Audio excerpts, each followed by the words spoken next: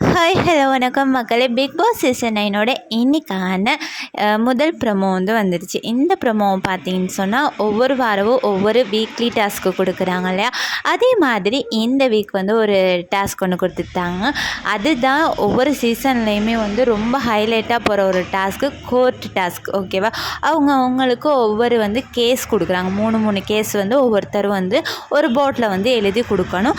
அந்த கேஸை வாதாடணும்.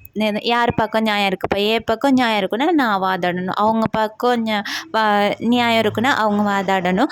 வாதாடி அதில் யார் பக்கம் சரியான உண்மையான ஒரு கருத்து இருக்கோ அவங்களுக்கு ஜட்ஜஸ் நீதி வழங்கணும். ஓகேவா, இதுதான் இந்த வீக்குக்கான டாஸ்க் பிக் பாஸ் கொடுத்துருக்காரு. எந்த விதமான நல்ல டாஸ்க் கொடுத்தாலும் வீட்டில் உள்ளவங்க சரியாக விளையாடுறதில்ல, அவங்களோட வன்மத்தை காட்டிக்கிறது, சண்டை போடுறது, இதே தான் இருக்குது.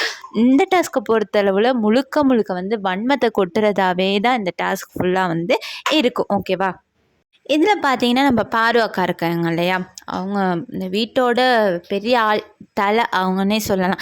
ஏன்னா அவங்க பெரிய ஆள் அப்படி இருக்கிறனால தானே பிக் பாஸோ இல்லை விஜய் சேதுபதி சேரோ கம்ருதீன் பாரோ அவங்க செய்கிற சில தப்புகளை சுட்டி காட்ட இது பயப்படுறாங்கன்னு தான் சொல்ல இருக்குது. ஏன்னா நிறைய கேவலமான விஷயம் நடக்குது. இதெல்லாம் சாட்டர்டே சண்டேவில் தட்டி கேட்கவே இல்லை. எஃப்ஜே வியானாவுக்கு மட்டும் 2 எபிசோடும் எஃப்ஜே வியானா டாபிக் தான் போணுச்சு. பட் இந்த வீக் அவங்கள பற்றி ஒரு இதுவுமே தட்டி கேட்கல. அது ஏனே தெரியலை. நம்ம பாரு அக்கா தான் ஒரு விஷயத்தை எடுத்துகிட்டு வராங்க. என்னென்னு பார்த்தீங்கன்னா, கேப்டன்சி டாஸ்க் நடந்துச்சு இல்லையா, அதில் கனி சபரி இவங்க 2 பேர்த்தோட ஒரு விஷயத்தை எடுத்துகிட்டு வராங்க.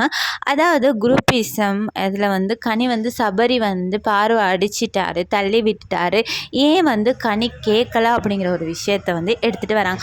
அவங்களுக்கே தெரியும் அவங்க பக்கம்தான் நியாயம் கிடைக்கணும். ஏன்னா அதே சாட்டர்டே சண்டே எபிசோட்லேயே குறும்படம்லாம் போட்டு காட்டி பாருவுக்கு தான் நியாயத்தை கொடுத்தாங்க. இந்த விஷயத்தை எடுத்துகிட்டு ஒரு பிரயோசனமும் இல்லை. ஏன்னு பார்த்தீங்கன்னா ஆல்ரெடி அவங்க பக்கம் தீர்ப்பு ஆகிடுச்சு.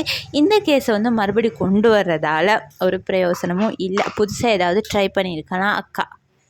அடுத்து பார்த்தீங்கன்னா விக்ரம் அமித் மேலே ஒரு கேஸ் எழுதியிருக்காரு. அதாவது அமித் சொல்லியிருக்காரு விக்ரம் மற்றவங்களோட உழைப்பை திருடுறாரு அப்படிங்கிற ஒரு விஷயத்த சொல்லுனதால் விக்ரம் அமித் மேலே ஒரு கேஸ் எடுத்திருக்காங்க. வியானா சுபிக்ஸா எழுதுறதை காட்டுறாங்க. பட் என்ன கேஸுன்னு தெரியாது. முக்கியமாக ஆதிரை எஃப்ஜே மேலே தான் ஒரு கேஸ் போடுவார், இல்லைனா கம்ருதீன் அரோரா அவங்கள இன்வால்வ் பண்ணி ஏதாவது ஒரு கேஸ் நடக்கும்னு நினைக்கிறேன். இதை பற்றின உங்களோட கருத்தை மறக்காமல் கமெண்ட் பண்ணுங்கள்.